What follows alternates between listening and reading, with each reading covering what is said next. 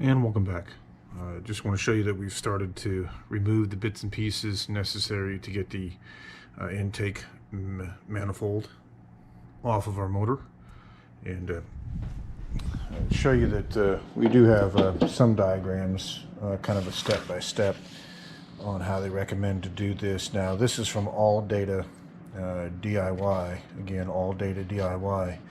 I did look and tried to find an actual factory service manual for a 6.4 liter and was unable to find one, so I decided to go this route, and which isn't too bad. It does give you kind of a general overview of the steps that they're showing that you would need to go through to get the intake manifold off. I'm not following these step by step. I am going through and kind of taking bits and pieces off for the easier pieces to get to, and I'm more using this to make sure that I'm actually getting everything disconnected that needs to be disconnected before we attempt to remove it. But wanted to show you here that we obviously, as you can see here, we started taking some pieces off. And this is the piece that you saw yesterday that has the extra manifold on it, that little junction with the 3 vacuum ports that are accessible on it. And again, this was part of the ProCharger kit.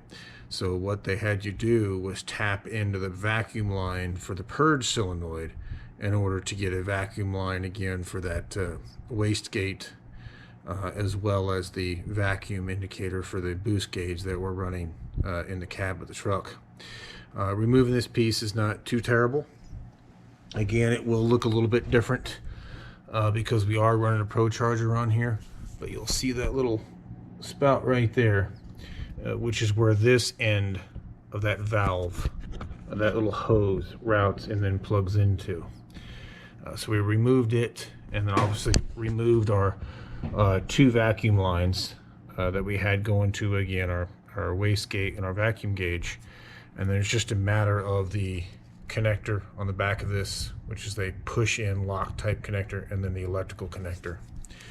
Now the electrical connector on this one was a bit tedious to remove because this quick release tab,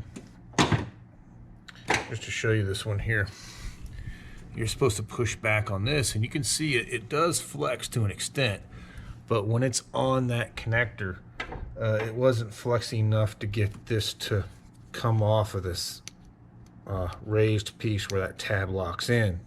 So I just used a pocket screwdriver to go in, and I'll show you here when it's on the fender, to go in just slightly under where that tab was at and rock it and pull it up just a little bit, enough to get that electrical connector to free up. Put this back on our table here. And as far as getting that other connector off, which as you can see here, you'll see that there's 2 red kind of legs on this, and you pull up on them slightly, pull it forward, and that lock tab will come out first like that. And then on the sides of it, you'll see that kind of looks like a white button or a white release. You push that in, you can kind of see that moving that connector. You see it space out, and that will allow it to come free of the barb that is on that connector there, and then you can slide that piece out. And the fuel line does the same thing. So you can kind of see down here, the fuel line has one of those red tabs on it, and you just, instead of this being colored white, it's black, but same principle. You take this lock tab out, push in on this piece, and that'll allow you to pull that quick connector off of that stub. As far as the, sorry about the noise, I'm hitting stuff on the lift. As far as these tabs, what I like to do is just to take these and put them back in. It's gonna fight me a little bit. Oop, you don't want to drop it. There we go. Got it the right way around. Just take them and push them back in until they clip back in place. That way you don't lose it, and it's with the locking tab is with the connector that you took off. And we're going to get that fuel line off of there. We've already depressurized the fuel system. There are many ways of doing it. The suggested way per the manual is to pull the relay fuse for the fuel pump, attempt to crank the engine to take the pressure off. As you can see, we're in mid disassembly. The way I did it was that, remember, we've got this stainless steel braided line on here which taps into our fuel rail and goes to a fuel pressure sensor. I just took it off at the remote sensor area, which normally sits over there, and I just have it rerouted over here for convenience. I just broke it loose there and made sure to contain any fuel spray, and it was just my method of doing it. Again, your method is going to be different, as you may not have a tap into the fuel rail such as we have here. Let's see, the other thing that we went ahead and took care of today, since we're getting into the state in which we're going to be reaching over to the sides of the engine a lot to remove these pieces and not necessarily coming up through the front, we went ahead and probably see here, saran wrapped both our driver and passenger side fenders. It kind of does the same thing that a fender cover would do, other than if you've ever dealt with saran wrap, you know it sticks to itself quite well, and it sticks to plastics, and actually it's doing a pretty good job of sticking to the paint. So again, it's just there as a protection measure, so we can lean over it like this and we don't risk scratching or damaging the paint. And then when you're done, peel it off, toss it away. And when you need to do it again, just rewrap everything in fresh saran wrap and you have a nice fresh cover. I saw another gentleman on YouTube who has a shop that deals with high performance vehicles and vehicle modifications, and this is what they use. They always wrap their vehicles with saran wrap instead of just using like a fender cover. But wanted to bring you in real quick and show you that. And what we're going to do is just kind of continue disassembling on this. We're going to get that fuel line off first. And then we're going to start plugging away at the other pieces that it says to remove, such as the electrical connections. We're going to take those off. We're going to take the electrical connections off of our, you can see it there, off our fuel injectors.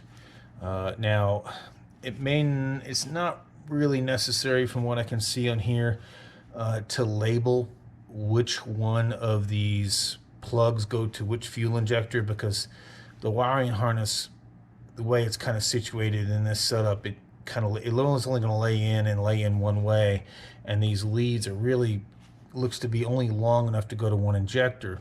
But to be on the safe side, we will print some labels out and put some numbers on here in accordance to the number of cylinder, just to make sure that there isn't any kind of mix-up when we get it together. But again, kind of by looking at this and looking at how much slack is in this injector wiring, it may not be completely necessary, but it's not a bad step to take either.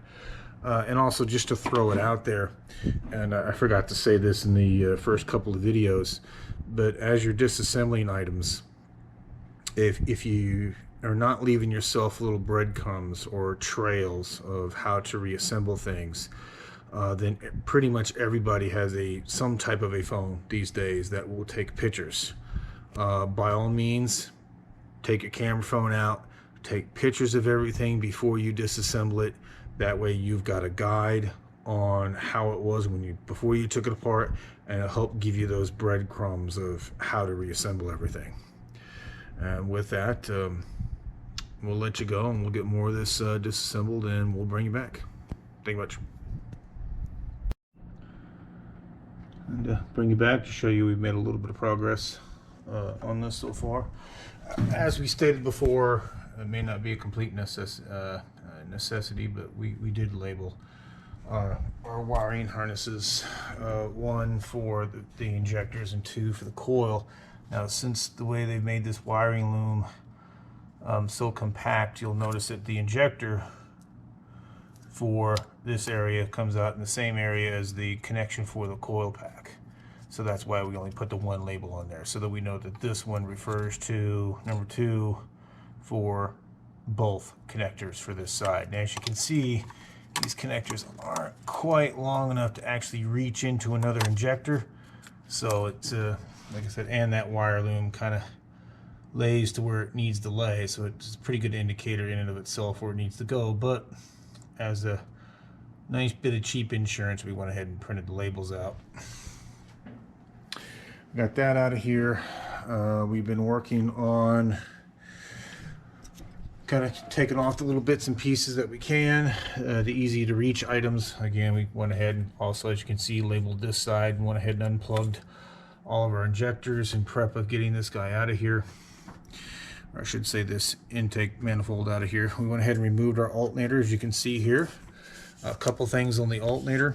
Just be wary and careful that you have a wiring loom that's running behind the alternator. It looks like it goes underneath the intake manifold, so be wary that that's there when you're getting that out. There's just 2 bolts that secure the alternator. There is a electrical connection that is right here along with the main positive battery line. When you're breaking this positive battery line off, it's best just to use a wrench on the back of that alternator, because it is so close to this intake that you can get a regular ratchet down in there, but you get pinched for space very quickly, where it gets pretty difficult to try to get that ratchet off. I found it easier just to kind of put a wrench on the back of it, bump it a little bit to free that nut up and get it out. When this alternator, if you haven't removed it before, is going to be pinched in pretty securely even once you remove those bolts. I found it easier just to put a small, like a little mini pry bar on this area here and just gently pry up on it, and once you got it to rock a little bit, it gave way and we were able to get it out of here. You can lift that alternator above and out from your air conditioning lines, and again, these are air conditioning lines, so just be mindful of that and be careful. Also, in prep for taking that intake off, there is a bracket that normally sits here and kind of holds on and secures these air conditioning lines, and bolts right here to the intake and right there to the block. I had to loosen this hose clamp and rotate this clamp a little bit to get the bracket out after the nut was off, and I took that bolt out. And you can see here that we took a little bit of red Sharpie. You can kind of tell where that bracket, where the rubber mount inside that bracket sits, by the way that aluminum pipe is a little bit discolored. But we went ahead and took a red Sharpie and just kind of marked the sides of each one.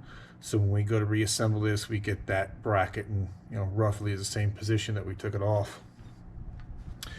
Like I said, like you can see here, we're just going to continue taking off the bits and pieces that we can. I'm going to go ahead and tackle this, I believe they call this the EGR pipe next, because that does bolt up to the intake, because that will have to come off.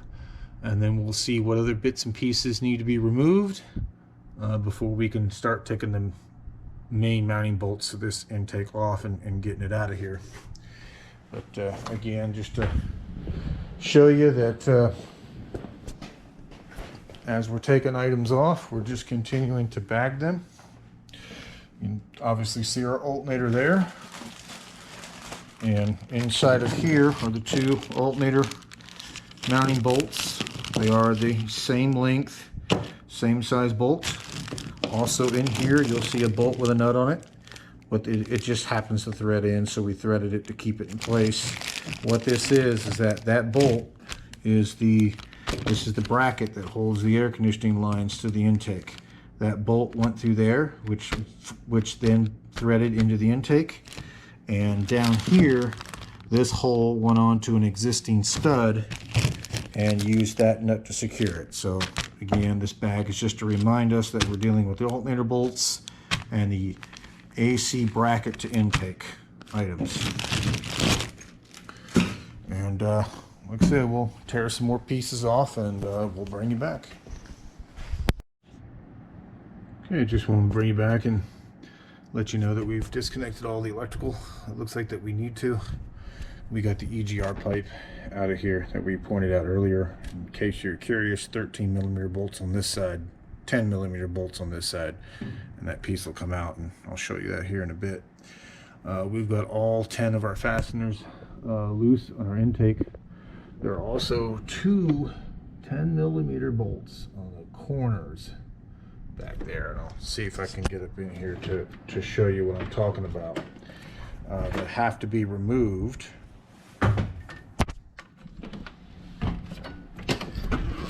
See them back there on that little post. I'll see if I can get my hand in here to point it out. That post right there. There's one on this side and one on the other side. They have the wire loom bolted to the rear of the intake manifold, and those they're 10 millimeter nuts. They just have to be taken off, and that wire loom, at least per the instructions, just has to be picked up and placed over, which it feels like I've done it. It also feels like it may be kind of tacked onto the rear center of the intake, but from everything I can find, everyone's saying that's not the case. You just have to pick that wire loom up and move it, but you know, we'll find out here shortly. Let's see. And you'll notice on the sides of the intake there's numbers next to all the bolts. Per the instructions, I've seen some individuals do it and I've seen some not do it. Maybe it matters.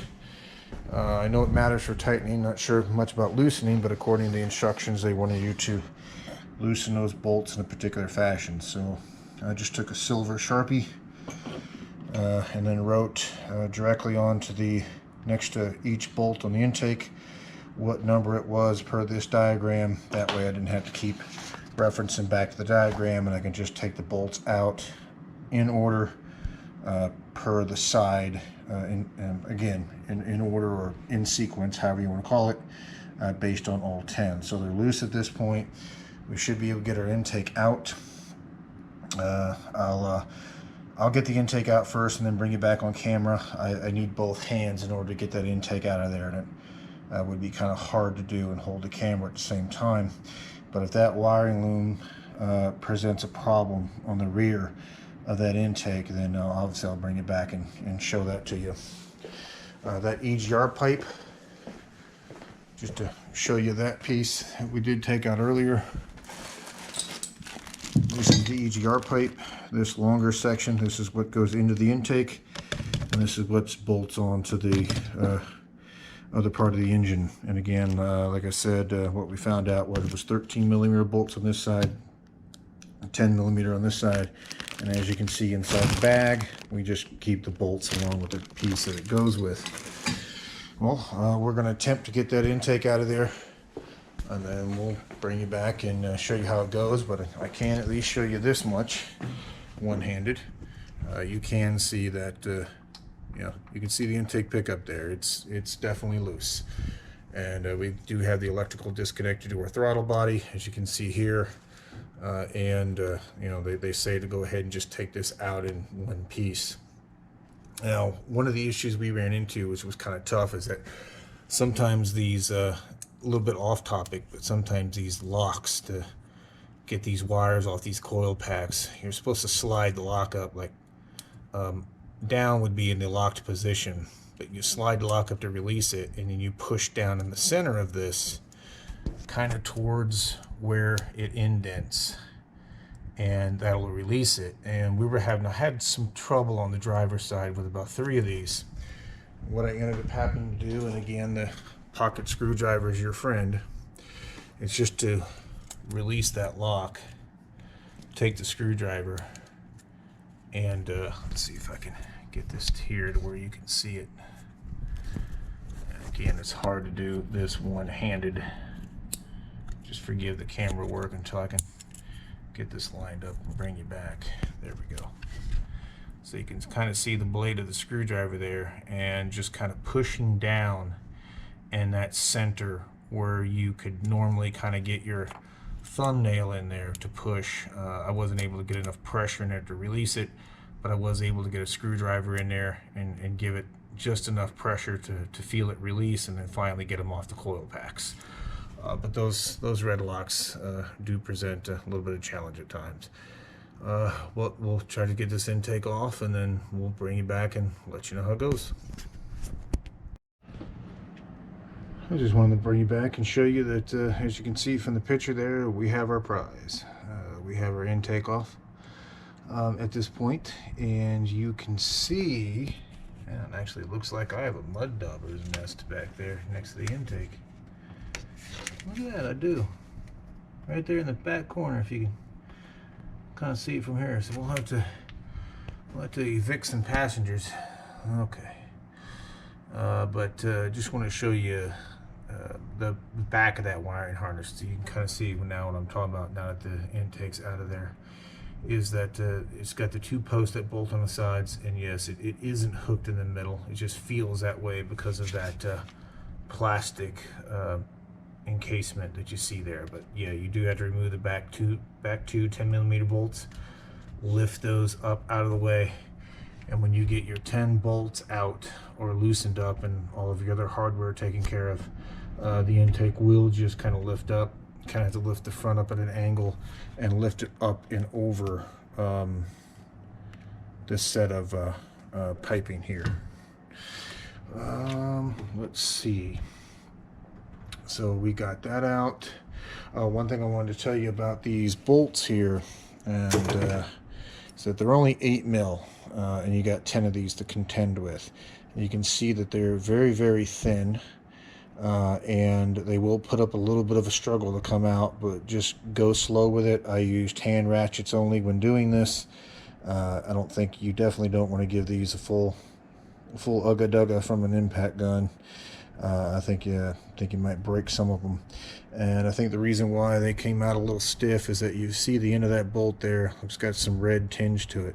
It looks like these were put in with some probably some type of, I would say that's red Loctite or some type of sealant. I'll have to see what the instructions show, but that's more than likely the reason why that some of these kind of fought almost the whole way out. And but like I saw one other gentleman say online, just go slow with it. You will get these out, and there are 10 of them to contend with. So just to show you the intake itself.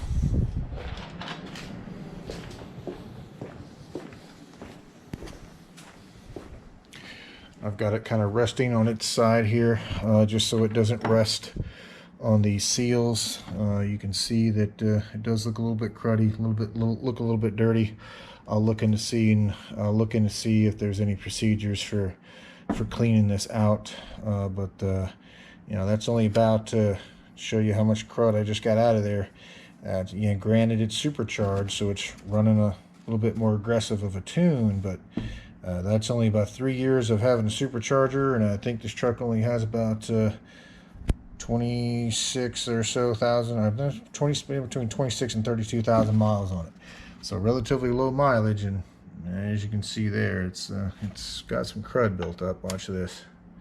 See what I mean? Slimy and oily. But there you go. That's it. I just wanted to also show you. Just again, be careful with those bolts. They're only 8mm, and as you saw, they're pretty long and pretty thin. And it did take a variety of anywhere between a 1/4-inch drive set with a small extension and a deep well, to a 3/8 inch with an 8mm, a short extension, and also a little bit longer extension that you see here, just based on where the bolt was at on the intake. And based on how far back does you go with the engine, you can see it's at a slant. So the further you go back, the less room that you had between the top of the intake and the top of the little firewall cubby hole there in the back.